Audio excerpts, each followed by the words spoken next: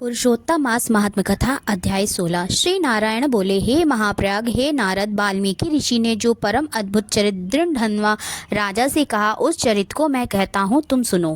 वाल्मीकि ऋषि बोले, हे दृढ़धन्वन, हे महाराज, हमारे वचन को सुनिए। गरुड़ जी ने केशव भगवान की आज्ञा से इस प्रकार ब्राह्मण श्रेष्ठ से कहा। गरुड़ जी बोले, हे द्विजश्रेष्ठ, तुमको 7 जन्म तक पुत्र का सुख नहीं है।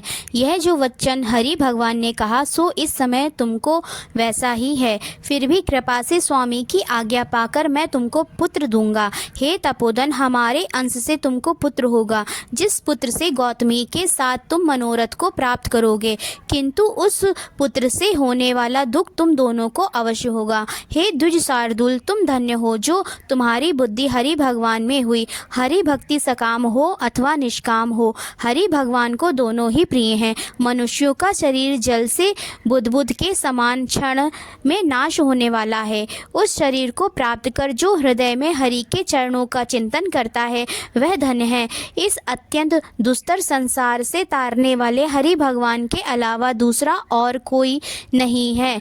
यह हरि भगवान की ही कृपा से मैंने तुमको पुत्र दिया है। मन में श्री हरि को धारण कर सुखपूर्वक विचारों और उदासीन भाव से संसार के सुखों को भोगो।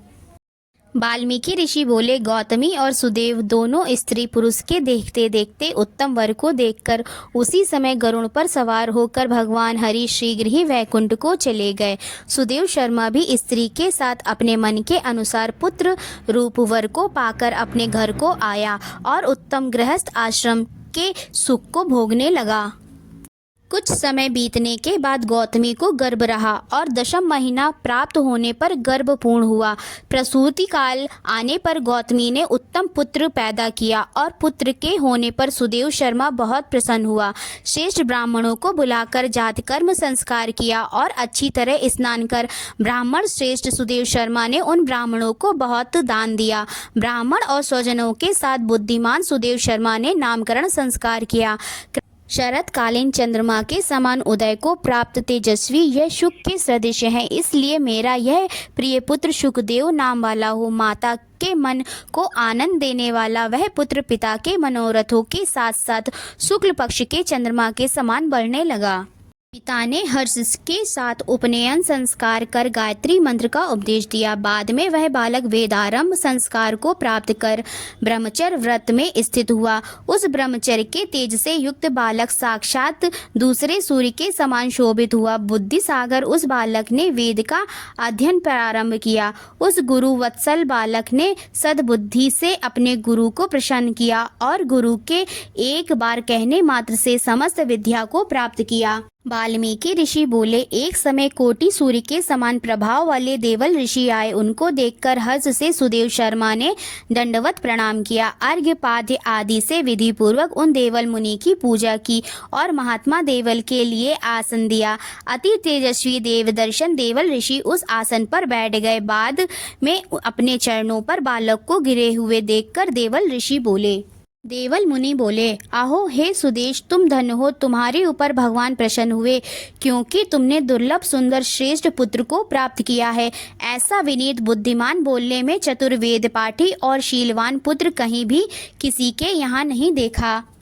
हे पुत्र, यहाँ आओ, तुम्हारे हाथ में यह कौतुक क्या देखता हूँ। सुंदर छत्र, 2 चामर यव रेखा के साथ कमल जानू तक लटकने वाले हाथी के सूंड के समान ये तुम्हारे कान, कान तक फैले हुए विशाल लाल नेत्र, शरीर गोल आकार का, त्रिवली से युक्त पेट है। इस प्रकार उस बालक के विषय में कहकर उस ब्राह्मण को उत्कंठित देखकर देवल ऋषि फिर बोले, अहो हे सुदेश, यह तुम्हारा लड़का गुणों का समुद्र है। कंधा और कोख का संधि स्नान गुण है। संघ के समान उतार चढ़ाव युक्त गला वाला, चिक्कड़ टेढ़े सिर के बाल वाला, ऊंची छाती, लंबी गर्दन, बराबर कान, बैल के समान कंधा, इस तरह समस्त लक्षणों से युक्त यह पुत्र श्रेष्ठ भाग्य का निधि है।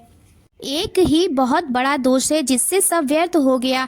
इस प्रकार कहकर सिर कांपते हुए दीर्घ श्वास लेकर देवल मुनि बोले, प्रथम आयु की परीक्षा करना, बाद लक्षणों को कहना चाहिए। आयु से हीन बालक के लक्षणों से क्या प्रयोजन है? हे सुदेश, यह तुम्हारा लड़का 12वें वर्ष में डूबकर मर जाएगा, इससे तुम मन में शोक नहीं करना।